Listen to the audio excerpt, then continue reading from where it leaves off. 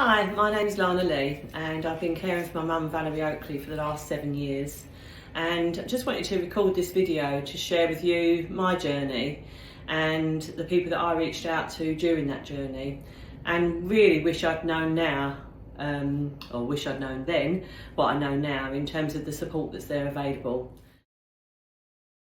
I've met with Fleur, and Fleur's been so helpful in terms of helping me going forward and almost giving me a purpose again. I mean, having worked for 41 years for Marks & Spencer's and then spending the last couple of years focusing on caring and being there for my mum, it sort of left me lacking a bit of purpose. So to have this opportunity to help other people share my experiences, then I hope that at least one person benefits from watching this video. I have made some notes in case I get too emotional or say too many times, but I'll read from my notes if that's okay.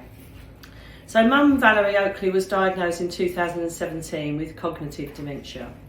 She was the best mum you could ever wish for, the nicest person you could ever meet, always happy, never complained, and devoted to her family. It was with a heavy heart that we accepted that Mum needed help. We started to notice her personality changing. She was getting forgetful. And she'd often joke saying, "Leave me alone, I'm getting old." Mum found solace in the church after, sadly, we lost my dad. My dad was 54, so for the sort of last 30 years, my mum did a lot of help for the church, doing Bible readings at local schools and helping around the church and supporting church events.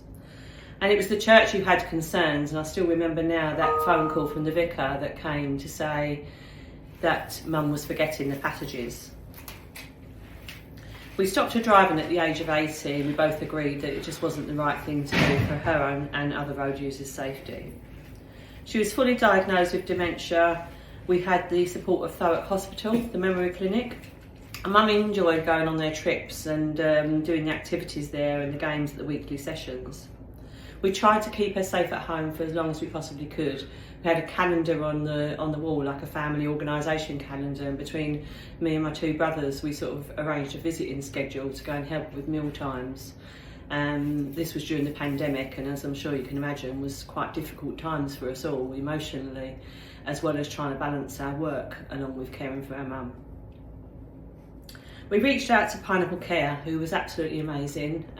They cared for Mum as though she was their own family, and they came in 3 times a week helping her with meal times and medication. We had a camera put in the home as well at one stage, because we found that she was wandering around at night and wandered outside twice and actually fell over a couple of times.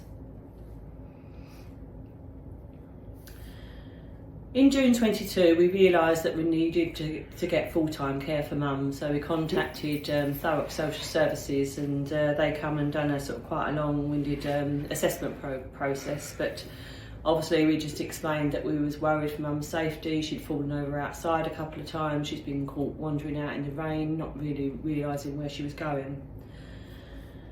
But she went into the Whitecroft, and again, you know, I couldn't speak highly enough of the team there. They cared for Mum as though she was one of our own.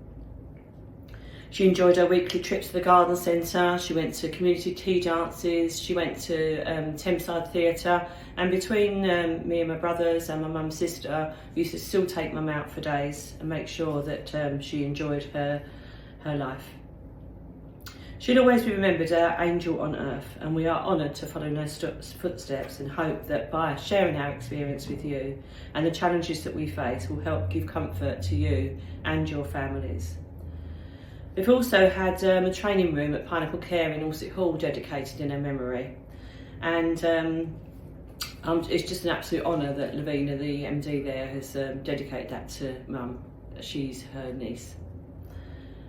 Mum spent her final 2 weeks in Basildon Hospital, and I can't speak highly enough of the Horndon ward staff there.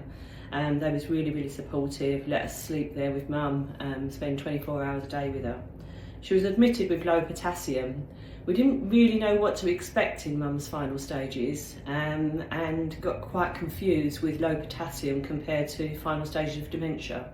So I reached out to Alzheimer's Society, and again, I wish I'd known now that they could have helped me throughout the journey.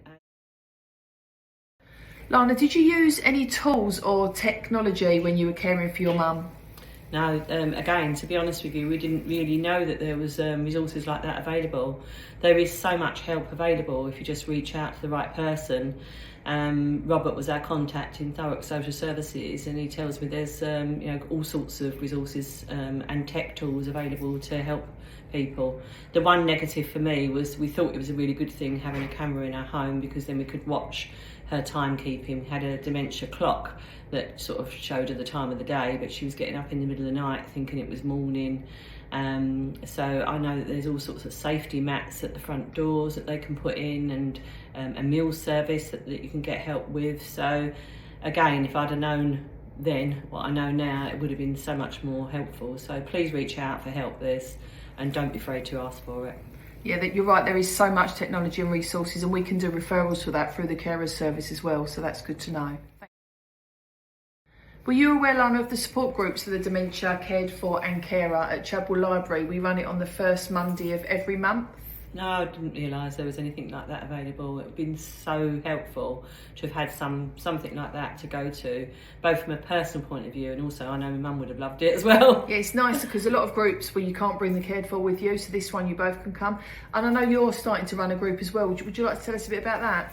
Yeah, so on the first Wednesday of every month from 10 till 12 at Allsett Hall, as I said before, Pineapple Care Services have dedicated their training suite in memory of Mum, and that support group is going to be available for the families of people that are caring for loved ones with dementia, because I just felt that there was a need for a group to be available for people to go to just talk to other people and feel part of a community.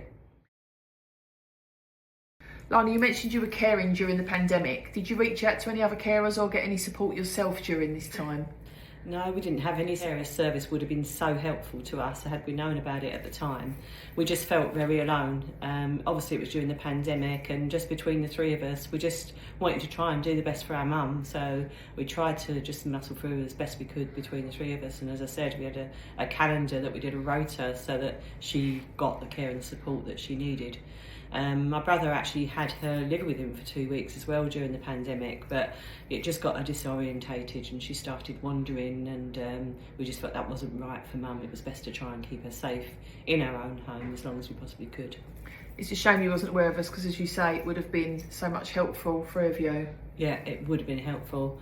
Had I known then what I know now, yeah. It would be completely Hindsight's different, a wonderful thing, exactly. right? So I just urge you to reach out to somebody, ask for help, attend a coffee morning.